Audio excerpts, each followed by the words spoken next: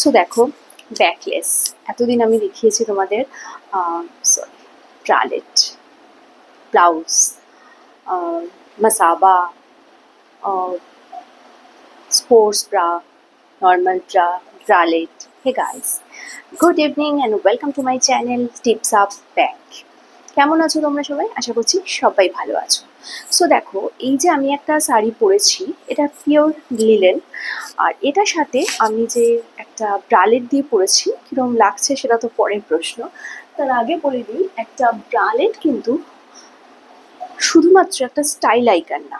একটা ব্রালেট মানে সাহস, একটা ব্রালেট মানে তুমি কতটা কনফিডেন্ট, একটা ব্রালেট মানে তুমি লোকের খারাপ কথা কতটা ইগনোর করে এগিয়ে যেতে পারো। আমাকে সেদিন একজন ফোন করে বলছেন, ইউজুয়ালি আমি ফোন ধরি না অ্যাকচুয়ালি, তো যাই হোক, যিনি ফোন করেছিলেন, তো আমার যিনি ফোন রিসিভ করেন, তো তাকে বলেছেন যে ম্যাডাম কোথায় থাকেন, কি বৃত্তান্ত, এইসব প্রশ্নের পর কথা হয়েছে। ম্যাডাম যে ব্রাগুলো পরে না, আমাদের ভীষণ ভালো লাগে। আমি না তোমাদের ক্লাস নিতে নিতে সত্যি ফেড আপ হয়ে গেছি। বছরের শুরু থেকে শেষ পর্যন্ত হয় না, টিচাররা বলেই যায় এই চ্যাপ্টারটা ভীষণ ইম্পর্টেন্ট, এটার এই ডিফারেন্স, এটার এই ডিফারেন্স। সো আমি তোমাদের টিচার নই, আমি তোমাদের বন্ধু, আমি তোমাদের মানে শিক্ষিকা নই, আমি তোমাদের সাথে শেয়ার করি।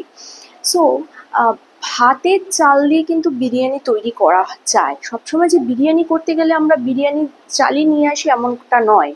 আবার ফ্রাইড রাইস বানাতে গেলে আমরা কিন্তু বাড়িতে থাকা যে চাল সবসময় রেগুলার ভাত খাই, সেই চাল দিয়েও আমরা ফ্রাইড রাইস বানাই। সো সেটা যদি হতে পারে, তাহলে ব্রালেট এক হতেই পারে। আরেকটা কথা বলি যে ডিফারেন্সটা না বুঝলে কিন্তু সাজটা তুমি সাজতে পারবে না। মানে ধরো, আমি দুটো একই টাইপের ফিল্ম দেখলাম, কিন্তু আমি বুঝতেই পারলাম না তাদের মধ্যে ডিফারেন্স কোথায়, তাই তো? সো ডিফারেন্সটা সবসময় জানা দরকার, এবং বুঝতে হবে আমি কেন এটা না পরে এটা পরবো। আচ্ছা, ব্রালেট আর ব্রা যদি একই হতো, তাহলে ব্রালেটও তো ব্লাউজের নিচে পরা যেত, তাই নয় কি? সেটা কিন্তু হয় না। তো যাই হোক, আর ক্লাস নেব না। এবার বলো আমাকে, এই যে ব্রালেটের উপর আমি এরকম একটা চোকার পরে নিয়েছি ব্ল্যাক অ্যান্ড হোয়াইটে, আর এটা হচ্ছে ইয়েলো, এটা হচ্ছে ব্ল্যাক, এই কন্ট্রাস্টটা কীরকম লাগছে সেটা তোমরা বলবে। আর ব্রালেট কিন্তু আবারও বলছি, আর ব্রায়ের সাথে প্লিজ গুলিয়ে ফেলো না, তাহলে ব্রালেটও ব্লাউজের নিচে সবাই পরে আসতো। হ্যাঁ, ব্রালেট পরা যায়, কোথায় কোথায় পরা যায়? তুমি একটা ফ্যান্সি কোনো ড্রেস পরছো, তার নিচে তুমি স্টাইল করার জন্য তুমি ব্রালেটটা পরতে পারছো, ওকে? আর ব্রা আমরা কেন বলি? একটা প্রপার শেপের জন্য। একটা ব্লাউজ বা একটা ড্রেস যখন পরি, সেটাকে আমরা সিকিউর করার জন্য, সেটাকে টাইট ফিটিংস রাখার জন্য, সেটাকে একটা প্রপার শেপ দেওয়ার জন্য, লুক দেওয়ার জন্য আমরা পরি। আর ব্রালেটটা কিন্তু শুধুমাত্র স্টাইলের জন্যই পরি, ওকে? সো দেখো, এই যে আমরা ইয়েলো শাড়ির ওপর এরকম একটা ব্রালেট পরেছি, কিরম লাগছে? এটা কন্ট্রাস্টে পরেছি, কিরম লাগছে আমাকে অবশ্যই বলো।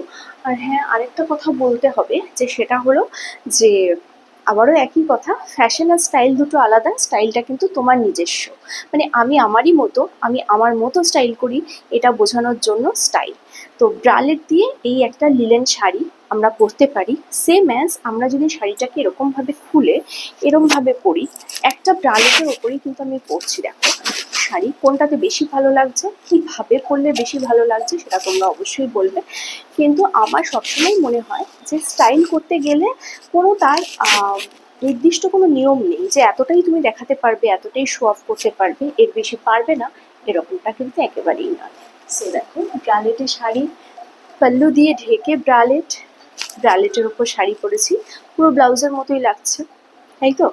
আবার যখন আগের লুকটা ছিল সেটাও কেমন লাগছে, এই দুটোই কিন্তু তোমরা জানাবে। সো কালকে আসবে একটা নতুন ভিডিও নিয়ে। আমার চোখটা কোন দিকে বলতে পারছো? আমার চোখটা কোন দিকে পাচ্ছো না? আমিও পাচ্ছি না। দেখো, কালকে আসবে একটা নতুন ভিডিও নিয়ে, ততক্ষণের জন্য আর কোন লুকটা ভালো লাগলো, আগের লুকটাতে না এই লুকটাতে, সেটা কিন্তু জানাবে তোমরা। সো